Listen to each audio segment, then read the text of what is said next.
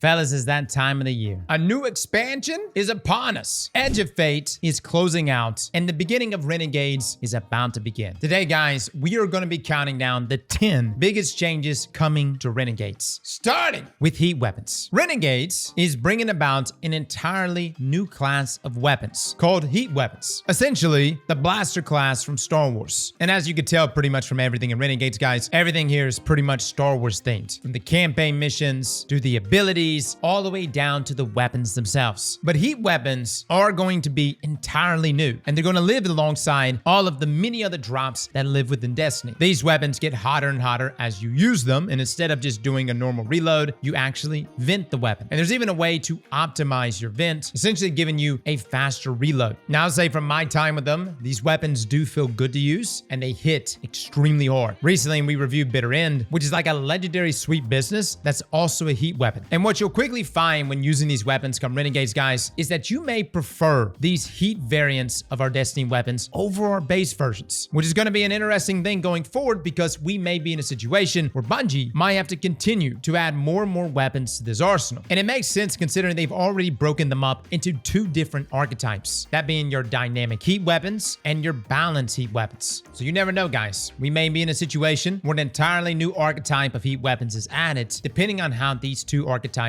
are received. Change number 2. New expansion, new game mode. This one being called Lawless Frontier. Now, a lot of people were coining this one as like Gambit 2.0, but it really is its own standalone game mode. Think of this as like Nether, which is the activity from Heresy, meets Gambit, meets Helldivers 2. Yes, you heard that right. Helldivers 2. Bungie is giving us an entirely new suite of abilities that are called Renegade abilities, and they are essentially what I would equate to as Helldiver abilities. You want to call in an airstrike? Go right ahead. You want to drop down a protective dome for you and your allies? Do it. You want to spawn in a behemoth to go ham? Well, hold up, fellas. We got to get these upgrades first. You're not going to have it day one. But yes, eventually, you will have access to all of these things. But I think you guys are going to really like this activity. Now, you're probably wondering, but Cross, where's the Gambit in this? I see the Nether. I see Helldivers. Where be my moats? Well, you are dunking moats, for starters. But the main thing is that invasion portals will be back, which means, yes, on the harder difficulties, PvP will be active inside of PvE. Now, I know my PvE players right now are throwing their controller at the screen saying, hell no, I ain't playing. Keep in mind, you can just continue to play the expert version of Lawless Frontier. But I do want you guys to give it a go. Give the PvP a try. It's not your normal PvP where you run in with your weapons and you're sniping or using your scout rifle from afar, which you could still do those things. It's way more action-packed. When you've got behemoths, airstrikes, with a splash of Cabal drop pods, this is a PvP experience that I think even my PvE players are going to enjoy. Change number 3. Guys, we're getting a new dungeon. Edge of Fate brought us a brand new raid, as well as an epic version of that raid, which let me just say, DP was a great raid, both the base form and the epic version. But as much as I enjoy raids, dungeons are my favorite. Renegades is bringing a new dungeon called Equilibrium. Now, let me just say, this dungeon is gonna have to bring it, because not only are we coming off of 2 of the hardest raids Bungie has given us, but also 2 of the best dungeons. People forget that just a year ago, we got Vesper's Host and Sunder Doctrine, which are 2 fantastic dungeons. I hope Equilibrium lives up to that hype. Now, Equilibrium will not be dropping at the launch of Renegades, as like all in-game Pinnacle activities, Bungie gives us a few days to prepare. This time around, though, they're actually giving us over a week. The dungeon itself won't be dropping until Saturday, December the 13th. And with them giving us this much time to prepare, something tells me this dungeon is about to bring it. Change number 4. One of the best things that's going to be happening to all of us come Renegades is an increase to our vault. We are all getting plus 300 spaces in our vault storage. But not only that, the vault itself is getting overhauled. Something I never expected to happen, especially at this point inside of Destiny. Bungie has gone in there and essentially tried to give an in-game version of Destiny Item Manager. We got to mess around with the UI here, but you're able to filter through weapons, armor, flare, tiers, slots, rarity, power, newness, and you can sort in either direction. If you want to just get a bow, boom, select bows, and it will only put those up. Even though I love Dim, and I'm probably never going to stop using Dim, this in-game feature is good enough that you can get to a point where you only use this updated version to our vault, which is always a good thing, guys. Third-party apps are fantastic, but they should never be a necessity, and it's about damn time Bungie is giving us a true vault system inside of the game. At the same time, though, I already know, considering all the loot that we're going to be getting inside inside of Renegades, we're gonna blow through those 300 slots that are being added. But hey man, I'll take it. Change number 5. Not really a change, but one I wanted to still bring up because I know some of you who may have only played at the beginning of Edge of Fate might be thinking we're about to go into a power reset. Fellas, you'll be happy to know that there is no power reset going into Renegades. After months of suffering in the salt mines, after living inside of Caldera, Bungie realized that nobody was going to do this shit all over again. So the power you are at today inside of Destiny 2 will be the power you are at inside of Renegades when it begins, all the way up to that 550 cap. Now to tack onto this, guys, if you felt like Edge of Fate was way too restrictive in what you could and couldn't use, then you'll also be happy to know that featured gear will now include all of our exotics, and that even includes our exotic class items. So I'd argue even say that if you begin your grind today, maybe you're not completely leveled up, now it should be easier than ever, as this is going to open things up for you and you can use whatever exotic in whatever build you want. Change number 6. Returners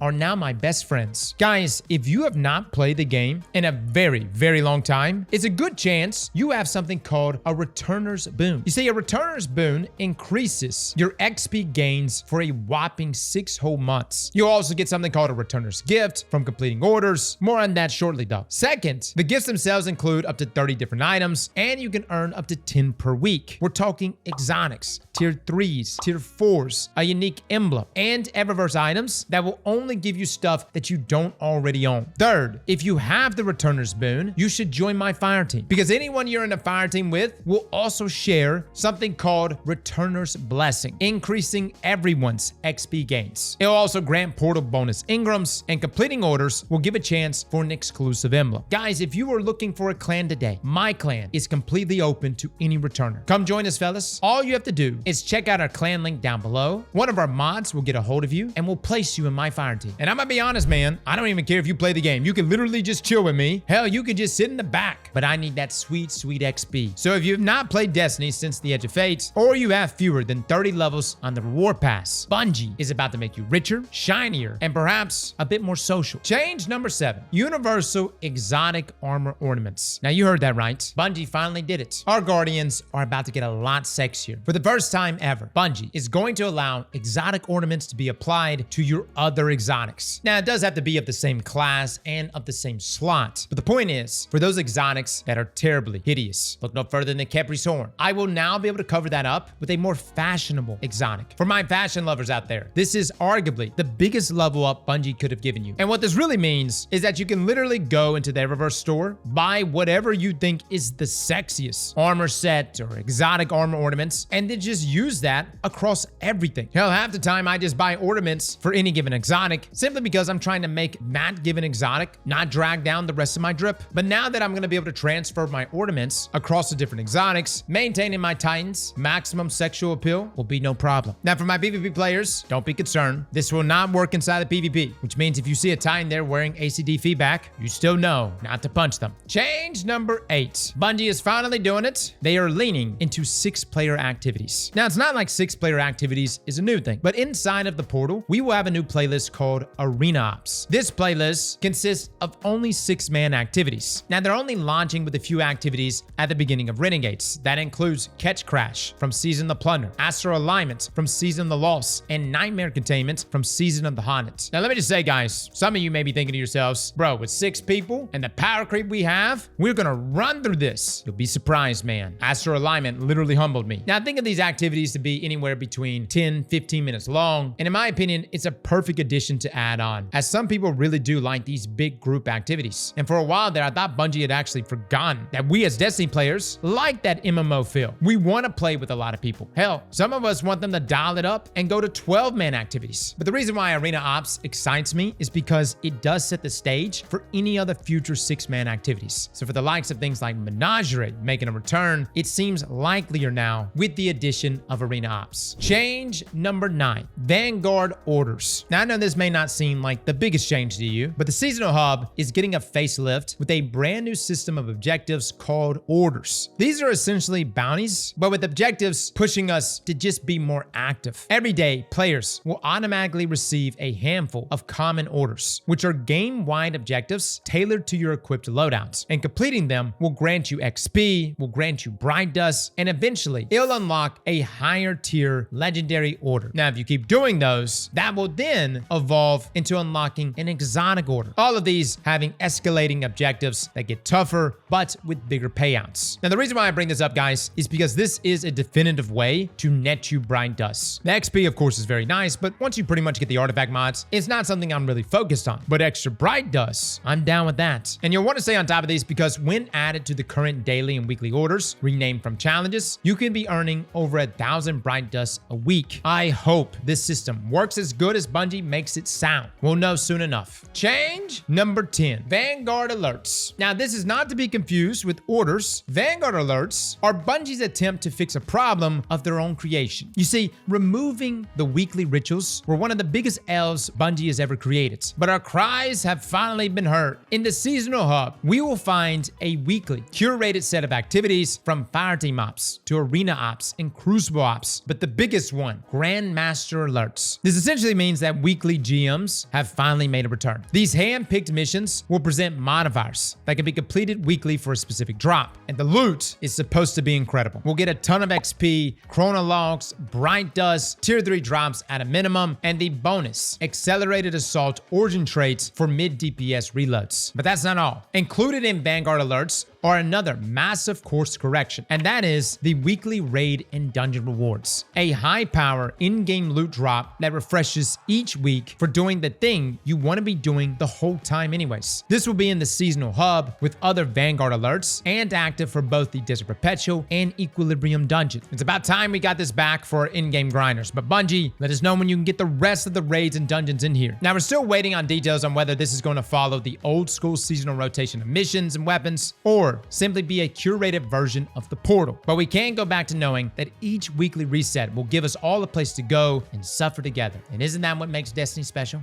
So guys, those are the 10 biggest changes coming in Renegades. Now, there are a number of sandbox changes that I'm not even going to begin to put on this list. We're talking weapon updates, exotic armor updates, supers are getting entirely changed, ability updates, and a slew of artifact mods that are about to be shaking up the meta. And believe me, we're going to be testing out every single one of those once we get into the new sandbox with our pre-versus posts. What I really liked about this particular video is that most of the time when we talk about biggest changes coming in a season, hell, even some expansions, half the lists are really just a bunch of sandbox changes. And I'm really happy that pretty much everything on this list were good quality of life changes that I think many of us are going to appreciate. Let me know in the comments below which one of these you're looking forward to the most, and if there's anything we may have missed, I would love to hear it as well. Fellas and ladies, thank you all for coming and watching, and as always, slap that like button like your mama told you right.